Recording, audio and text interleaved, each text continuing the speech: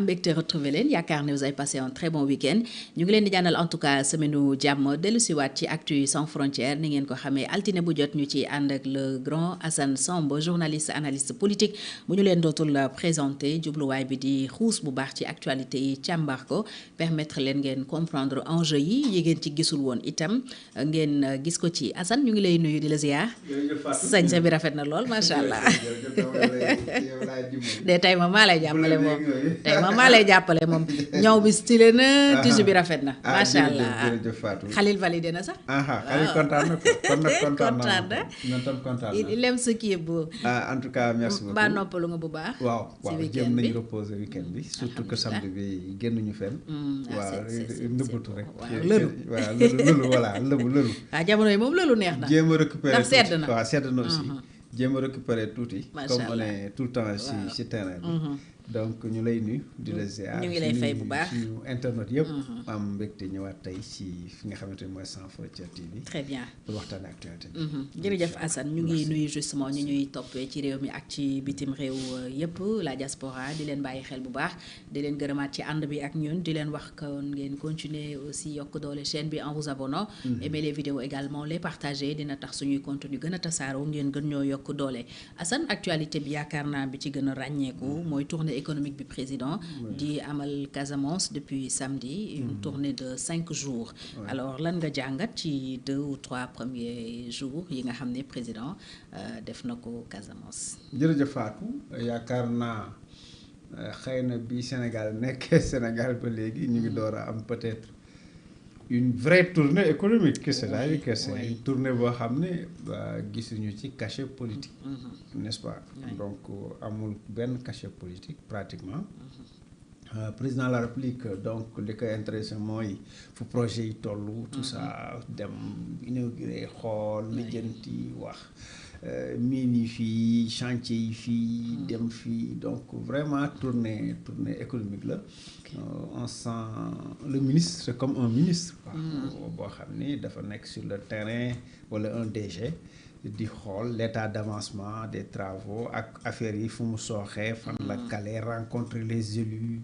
waxtaan defar ay visites de courtoisie rencontrer les autorités véritablement daal je crois que nekk na une visite d'imprégnation aussi c'est-à-dire que bi mu wàccee aéroport Cap Skirring daw ba Ziguinchor traverser toute cette zone suma juumul Sédhiou xool l'état du terrain parce que foofu aussi rang-rang yi métti na terrain kii bi baaxatul tali bi baaxatul toj na bëri na ay pax toj na ba yàqu na bëri nay pax mu dund loolu am na pax yum ci ñam de waaw def na imprégnation xam na les réalités wax nañ ko tamit li xew xool na dugg na fi ci roq yi loolu je pense que daal vraie tournée économique on peut appeler ça rupture. Bon, ci tournée yi oui je crois mais rupture forcée nag. waaw c'est pas voulu. il n'avait pas le choix. waaw parce que xam nga. yaakaaroon itam ñoom ñoo ko bëggee noonu. non waaw parce que bu ko peut-être am na ñu doon aménager. mënoon na am ay accueil ay poches d'accueil d'ailleurs sax ñàkku ci. parce que RTS xaw na wane tuuti. ay poches d'accueil parce que dama mujj bàyyi rek RTS muy dawal. Koubalan. waaw gis nañu voilà gis nañu quelques mots nit ñi xëcc ko jéem ko nuyu. mais en grosso modo accueil populaire amul. pratiquement boo liesse populaire comme on avait l'habitude d'en voir ak ni ñu daan faral di gis et cetera donc am na rupture effectivement. am na rupture mais rupture un peu forcée lu tax ma ni forcée parce que le président de la République du chef de parti. li mu yor coalition la coalition de recruter ay militants. coalition ay parti lay recruter ak ay mouvement donc coalition mën a recruter ay militants c'est-à-dire que le président jusqu'ici amul ay militants. donc il est d'ailleurs militant de Pastef dans tous les cas. donc jusqu'à présent oui. donc ça veut dire quoi rupture bi c'est forcé non parce que dafa mel ni conséquence su situation bee la. moo indi lii. ci kaw lenn mooy je crois que xamoon na sérieusement que du am accueil yaa ma neex pourquoi parce que leader locaux yi parce que accueil yi nga daan gis yëpp ay leader au niveau local leader politique nekkoon DG nekk ministre nekk lay nekk laa ñooy wëlbatiku dellu ca base ba préparer teeru président mobiliser waaw xam nga fii loolu moo amul ci kaw nag évidemment visite bi aussi wane na quand même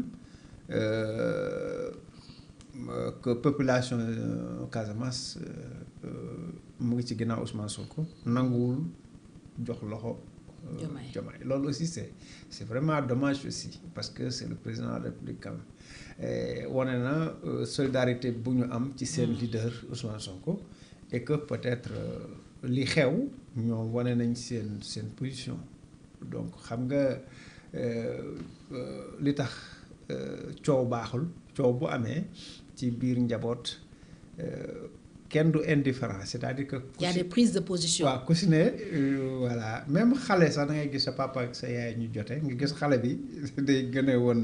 am fu mu féete. waaw day am fu mu féete ça c'est c'est sentimental c'est émotif. xale bi day am fu mu féete.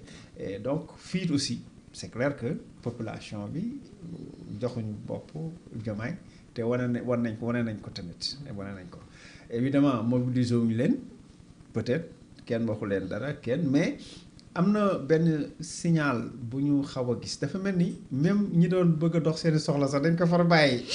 ñëpp fatu. waaw toog waaw xam nga. on a vu des images. y en a qui étaient indifférents. voilà alors que président mi ngi ci quartier bi. ñuy dox oto yi garé ñee toog fee di ataaya. waaw di ataaya nekk ci seen soxla wala ñii di dox di oto yi di romb oto yi di rombante ak oto yi wala am ñoo xam ne dañuy préférer sax far.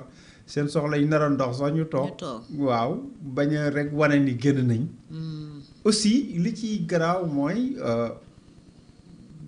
am nañu si bëri dañ naan su ma génnee dañ naan ànduma ak Sonko kii laa àndal donc ce problème là ci dëkk malaise bi ci kaw daal moo wàcc ci li dal DG yi dal yenn ministre yi moo dal population donc loolu moo dal population yi da nga naan même su ma génnee que dañ naan dama waane wala su ma génnee duñ ma ko baal wala deeñ ma ci mere wala samay dëkkandoo deeñ ma ci mere ni diw génn na. vous voyez un peu le problème que ça pose. moo tax man dama ne woon xam nga wax naa ko fii premier ministre bi moo waroon ànd ci visite. dem voilà mais le président peut-être il y avait deux choses soit mu jël risque dund lii. mu jël risque dund lii def ko visite complètement économique. wala boog mu nekk ci dynamique gu défi Ousmane Sonko dans son fief politique et bu boobaa je crois que doon na peut-être def yeneen pexe que li ñu gis parce que mënoon na transposer ay car ñu topp ko fee ñooy ñëw fii ñuy ñëw fii et cetera mais loolu duggul ci dynamique boobu c'est-à-dire que dynamique xeex politique c'est pas la coalition Diomaye wala quoi que ce soit c'est le président de la République du Sénégal à partir de ce moment-là jël na risque man de ku ma teeru l'essentiel dinaa ñay liggéey laa amal affaire la ñuy liggéey laa amal affaire population yi nga xam ne tamit loolu intéressé na leen muy les responsables locaux et les élus waxtaan na ak ñoom daje na ak ñoom gis nañu daje ba la fa nit ñi wax maire yi jël nañ seen parole wax li ñu bëgg li leen naqari et cetera loolu aussi moom loolu la bëggoon bu ko defee mu jël bonne note de tout ça par rapport ak projet yi ñu am wax leen ni yan milliards la ñu bëgg a injecter yan projet la ñu bëgg a construire fan lañ toll ci liggéey bi à propos du déminage aussi le problème de sécurité ak la paix en Casamance yan démarche lañ ciy def et cetera voilà donc yooyu c'est la visite vraiment économique nga xam ni nag mën nañu wax ni rupture la mais tamit c'est dicté par les événements par le contexte. léegi nag xam nga lu ñuy àtte. jéggal yaa ngi bëgg a relancer mais xam nga lu ñuy àtte. dañuy observer tuuti mu dem ci yeneen région ñu xool. ok waaw foofu la affaire yi di leere c'est vrai. waaw ñu xool luy xew. léegi su amee la même attitude. waaw dañ comprendre ni rupture la. comprendre li bëgg a wax.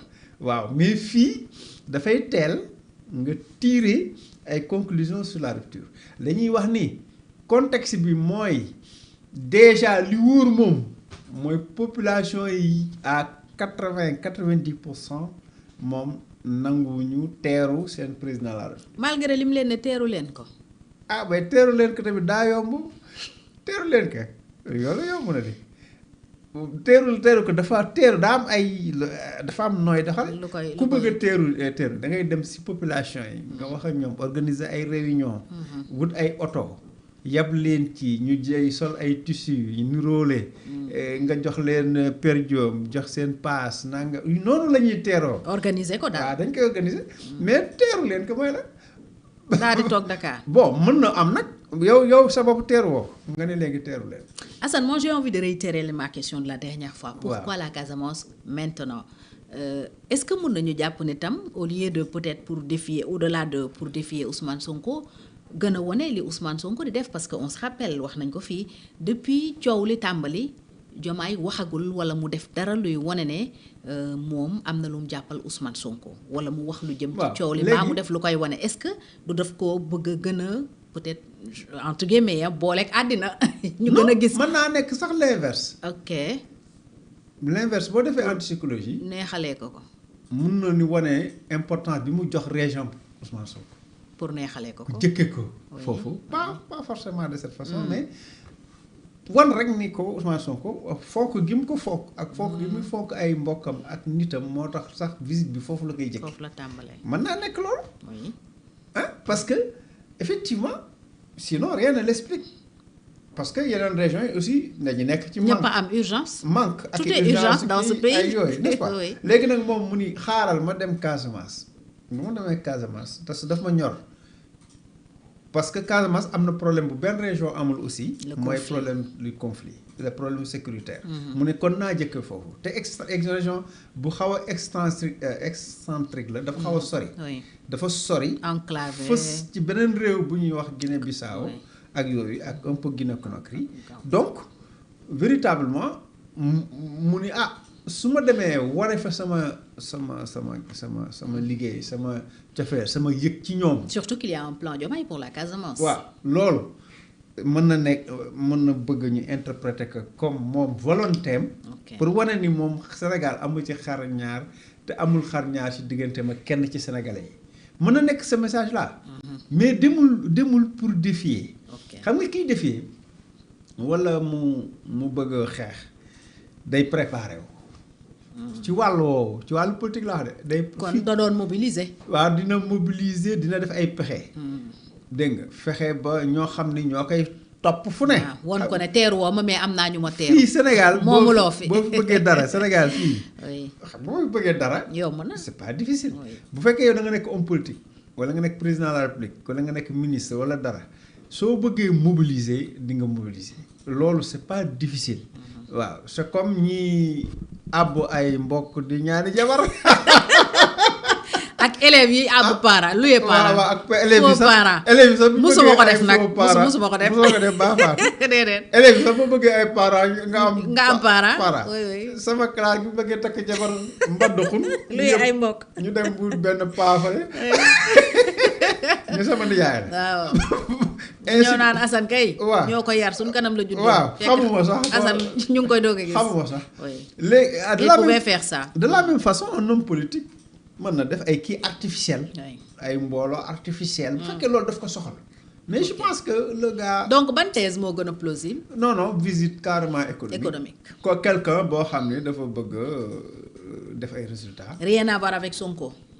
bon mënoo waxee noonu nag Fatou xam nga lu tax mënuñoo waxee noonu. parce que en toile de fond. affaire bi toujours day feeñ. parce que affaire ba ñoom affaire seen coow. conflit bi waaw seen affaire ba mooy. malaise bi seen diggante. léegi nag dem na kër yaaye Ousmane Sonko. xam nga bu demee seeti maire bi. c'est très symbolique. oui rafet na geste bu rafet la. parce que mënu fa woon bañ a dem tamit. oui loolu aussi mënu faa bañ a dem parce que boo fa bañ a dem nag tamit dafay nuru fayantoo. oui surtout koo tuddee doom. waaw sa taawu ñaare. yow sa yaay la nga ne foo ma dem cherche ko xamal ni ñëw naa fi nuyu ko. moom aussi mu teeru ko. teeru bu rafet. def moom itam ni mu war a def. parce que Sénégal loolu lañ xam. loolu en fait mooy teraanga. teraanga bi ñuy def noonu bi ñuy wax noonu du moins. moom mooy loolu. le pays de la teraanga. au pays de la teraanga nit ñi dinañ fexe ak lu problème tar maire bi xam na lépp. xam na lépp waaw waaye nag boo ñëwee bu jamaa ñëwee dina ko teeru. ubbil ko kanamam dina ko ñaanal. dina ko ñaanal. te lu mu mun pour que problème yooyu jeex dina ko def. loolu aussi mooy la réalité mais pour tout le reste am na Sénégalais yu affaire bi naqari nag. parce que dañ ni voilà léegi président ñu ngi koy wane muy daw si mbedd yoo xam ni kenn nekk fi bon loolu dina am parce que du woon ab bi du ñu luñ doon faral di tàmm gis. waaw mais daal li ñu bëgg daal. en toile de fond mooy visite bi am njariñ bu toll ni dina fexe ba lu bëri ci problème mu Casamance. ñu mën ko saafara en relation ak population ya. en intelligence ak élus ya ak responsable ya fa ne ak ni ko président defee noonu ànd nag les ministres intérieur beaucoup de ministres. agriculture ñoom ñëpp ñu nga fa. donc ministres yi aussi seen responsabilité la parce que après ñooy doxal liggéey bi. Bien sûr. donc santé collectivité territoriale. le seul hic mooy premier ministre bi kenn séenu ko fa. te mu ngi woon ci yeneen xaw ma lancé beneen projet moom Diomaye mooy léegi Sonko mooy carte xam nga la ñu wax. Sonko mooy sama carte. mooy sama carte léegi dootul Diomaye. mooy sama initiative pour sama carte mooy Sonko les prochaines joutes. voilà yooyu lañ doon lancé ñoom déjà feelu politique baa ngi noonu mais fii je crois que mënoo wax ni ça n'a rien à voir ak Sonko parce que. choix Casamance bi mën na signifier ci wàllu Diomaye nga xam ne moom day wane bonne volonté am par rapport ak Sonko. wax na itam son histoire avec la Casamance Ziguinchor particulièrement. voilà parce qu'il y a quelque part mu ne ñëwoon na fa di def si stage je crois. waaw bi mu taxawee Casamance dafa gis boppam ci seen culture. gis boppam ci seen ay valeurs. donc nee na depuis ce jour-là il a porté Ziguinchor dans son cœur. dans son cœur et qui peut-être que ça ceci explique cela. voilà aller voir ses cousins Joola. c'est pas parce que dafa bëgg a def dara pour wane ni Ousmane pour jaxase Ousmane Sonko population parce que. En fait, ce qui se passe, moi, sur le plan institutionnel, Ousmane Sonko travaille pour Diomaye. Ah, Ousmane Sonko ne travaille pour Diomaye. Non, il travaille forcément pour Diomaye. Il travaille pour le Sénégal. Oui, mais lolo c'est après. Mais ça, je travaille pour le Sénégal. Puis ça, vous mettez mon Diomaye là. Du monde. Hein? Madame, vous avez le soirée. Diomaye là. Mais vous avez le résultat. Lolo aussi, c'est un discours que vous avez accepté. Ce que vous acceptez dans le moyen.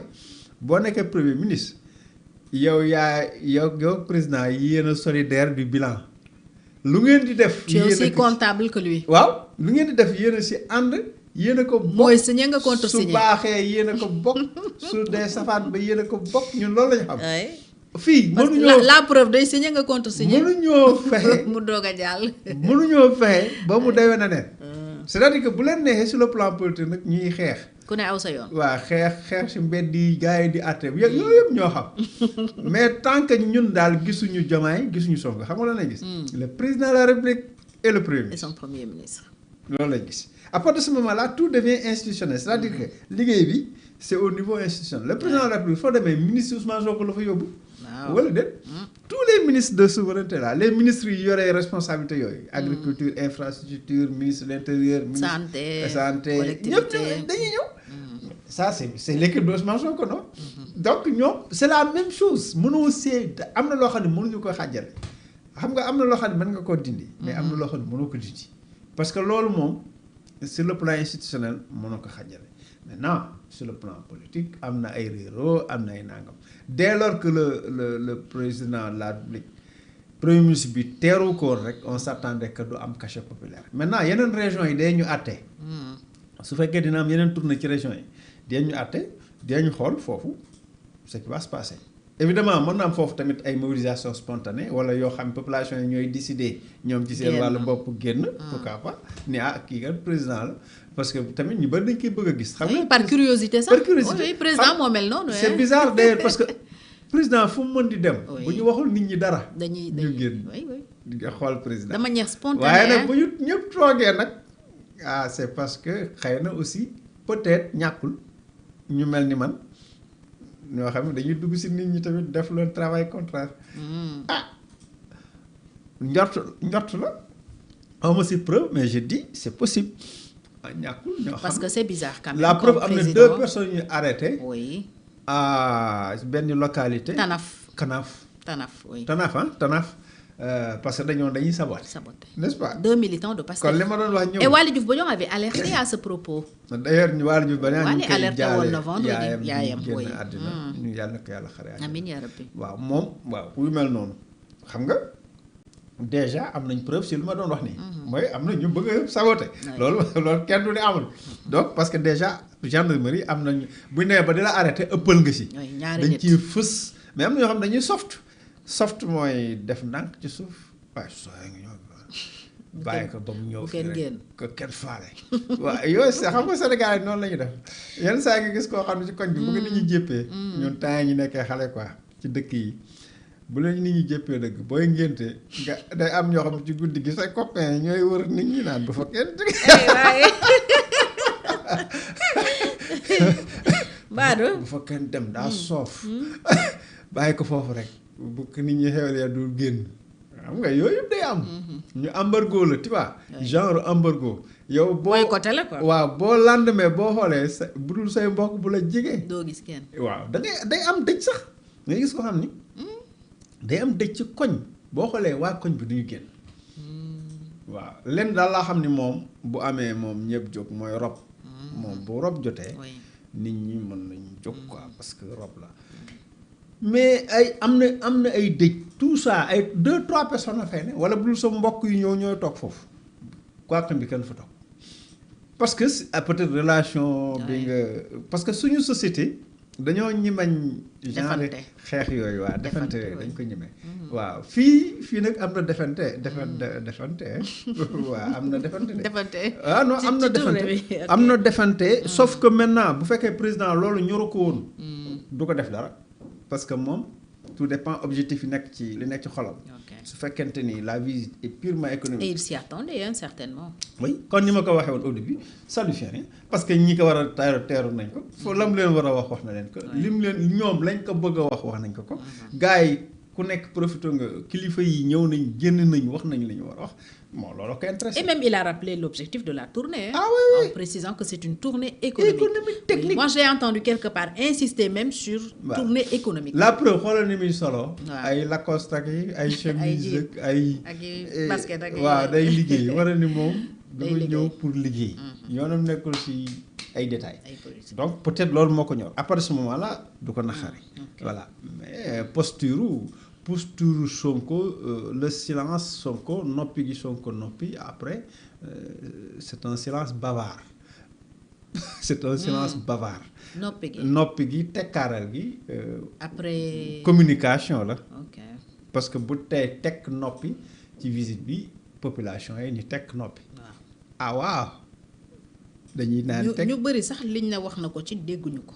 ma ni dañ naan tekk noppi parce que.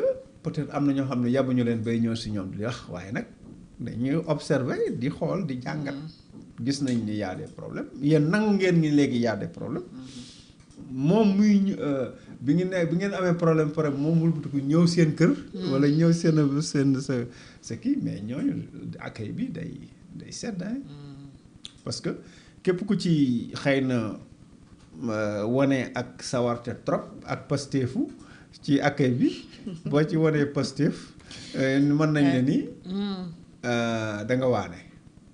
dañoo aw nii nga aw nii. waaw yow da nga waane wala ñu interpréter ko comme quelqu'un boo xam ni daf ñu bañ wala dafa bëgg a trahir wala workat la bon yooyu yëpp nit ñi dañ koy seet. du coup voilà quoi day toog rek. di la dem gi mu dem seeti yaayu Ousmane Sonko Assane mun na am lu mu changer positivement ci relation ak premier ministre. ah non loolu moom du ci changer dara non loolu moom du ci changer dara parce que dem gi moom wax dëgg yàlla du ci changer dara bon évidemment c'est normal bu doon loolu yaay Sonko day jógee Casamance mu ñëw fii lijjanti affaire bi wax leen ñu def waaw bu doon loolu te ñàkkul sa am na ci avant parce que maire bi toog rek di seetaan xam nga loolu mënul am si njaboot nii ay xale yu doon ànd même yow bu doon say doom doo seetaan da ngay jël responsabilité ni yow lan la yéen nga doon ànd toujours yéen toujours ñeen rek man ku sama doom di ànd sax bu ma ko gëjee gis dama koy laaj doo laaj lu xew sa diggante c'est sûr que maire bi c'est pas la première fois mu wax na ci dox na ci ñàkkul wax na ci wax naa ku nekk woo na la ne la nangam ne bu ma déggati lii wax def leen lii nangam lii mais xam nga visite bi nag loolu c'est essentiel nii rek du loolu mooy régler le problème d'autant plus que certainement médiation yu bari amoon na xam nga affaire bi moom bala avant muy feeñ fekk na tenté nañ lu ne. waaw xam nga ñun dañ ko doon njort. en tant que observateur Bien souvent sûr. di ko wax amuñ ci woon ay preuves yu leer sauf bi Sonko ne amoon na clan. là je dis y a problème. affaire baa ngi commencé feeñ nag yaa clan moom Oui. kuy chef de clan maa la koy benn zone ngay ree ma ne ko kuy chef de clan donc yooyu commencé woon di commencé feeñ après nag bi mu demee ba mënatu kaa nëbb mu daal na ko ni fan parce que critiqué na Diomaye nangam manque autorité ñëw après nag ci terrain meeting bi nag mu wax après communiqué yi dàqante bi communiqué yi dàqante nag la affaire bi leer nañ bi fekk Abdourahmane Diouf wax li muy wax parce que Abdourahmane Diouf waxam ba RTS. Oui. c'est un tournant. bien sûr. booba Abdourahmane xam na fi muy taxaw. xam na fi muy taxaw booba xam na ni y a rien à faire. day dee soo jeté. jeex na parce que avant muy feeñ ba Sénégalais yi di si jot fekk na. à l'interne lu ne en interne jéem dund nañ nañ lu ne. gars yi jéem nañ lu ne dund Oui. nañ lu ne def nañ lu ne pour mu bañ a am. jéem nañ ko gérer daal. jéem nañ ko gérer. mais dafa dem ba ëpp bi mu ëppee nag mu kalaate bu kalaatee nag day am ñëpp jot ci. effet yi ba ci tournée yi oui. day am effet donc parce que maa ngi doon dégg am ñu naan bon Sonko mënuñoo force ñuy teeru Diomaye voilà daf ñu trahir Sonko mënuñoo bañloo boppam mënuñoo bëggloo Diomaye ainsi ce genre de raisonnement. te ñoom ñaar ñëpp xajuñu ci xol. waaw léegi bu ñu nee le même jour dimanche ñu ne léegi Sonko mooy carte ba. Sonko mooy sama carte. mooy sama carte léegi ce n'est plus Sonko mooy Diomaye. Sonko mooy Sonko Diomaye. léegi daal acte nañ la rupture politique carrément mooy réeróo bi ci wàllu politique. Ok. mais mënuñoo fexe ba du ñu partager bilan bi. bu ñu cuunee c'est noonu laa ko mën a waxee bu ñu cuunee nag ba waroo politique boobu yàq bilan bi ñoom ñaar ñëpp am problème. bon loolu laa bëggoon laaj Assane est-ce que rupture politique bi du rupture beneen bi moo ciy topp. institutionnel est-ce que mun nañu. waaw mun nañu wuutee gis-gis ci wàllu politique. yàlla ne dimbali non après continuer di ànd mun na nekk. moom la ñuy jéem nii de. mais est-ce que mun na dem. day difficile daaw ñu ko gis dans l'histoire du monde daaw ñu ko gis parce que xam nga lu tax ne mu nekkagul crise institutionnelle crise politique la waaye nekkagul crise institutionnelle parce que institution yëpp ñu ngi dox maanaam tey gisoo ni assemblée nationale dañ ni ministre bi duñ ko voté budget déedéet amagul. hein Guinée-Bissau bi mu amee. la président Vaz Mario Vaz dàq Domingos Simões Pereira mii fekk mu nekk président PAGC parti bi gën a mag mu dàq ko kooku téye député voté tuñu loi 4-5 ans kenn votul loi ñu taxaw noonu de ñu toog ñee toog ne. ñee toog ne loolu moom blocage la. loolu mooy blocage institutionnel maanaam tey lu ñuy def ñi xëpp si kaane lu ñu ne def ñi xëpp si kaane léegi ñun amuñu blocage assemblée ñu ngi voté normal n'est-ce pas fële tamit au niveau gis nga bi Diomaye demee ministre yaa ngi fa. Sonko demee ministre bi Diomaye demee Casamance. Casamance oui